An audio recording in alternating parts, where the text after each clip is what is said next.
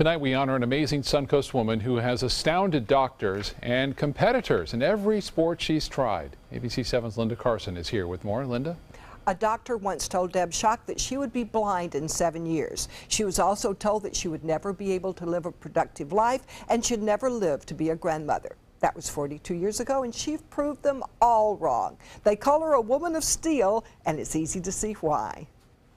Debbie Schock's challenges started at birth. I was born without a femur and a hip joint and part of my pelvis.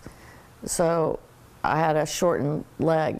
The outlook was bleak. Well, the first doctor they ever took me to said she'll never walk. Her parents found better doctors. They amputated my foot so I could wear a leg. And I had a knee joint, but it was all the way up at the top. And they took the knee and fused it. But my mom and dad got a leg for me when I was 10 months old. From then on, despite her diabetes, Debbie was off. I rode my bicycle about 6 miles to the pool and swam all day. And it didn't bother me that I was the only one there with one leg hopping around the pool. She was on the golf team and the volleyball team. She graduated from Indiana University and got her master's degree. I worked in D.C. as a speechwriter for someone. She was during the Reagan administration.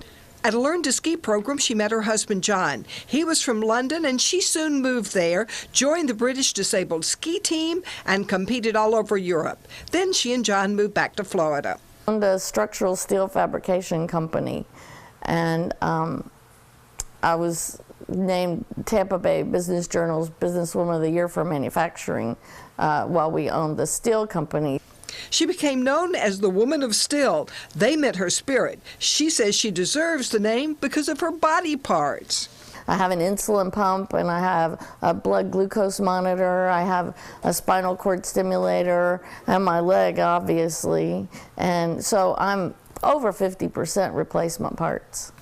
Debbie sailed a sunfish in Sarasota with the Laughing Lassies, went scuba diving in Fiji with sharks, and flew a sailplane. And she's a motivational speaker. She says her disability hasn't held her back. Instead, it's given her opportunities she wouldn't have otherwise had. I write for a golf magazine, and I write on adaptive golf.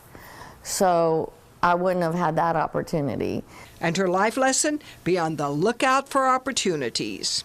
And so it's all about seeing opportunities and not so quickly say no.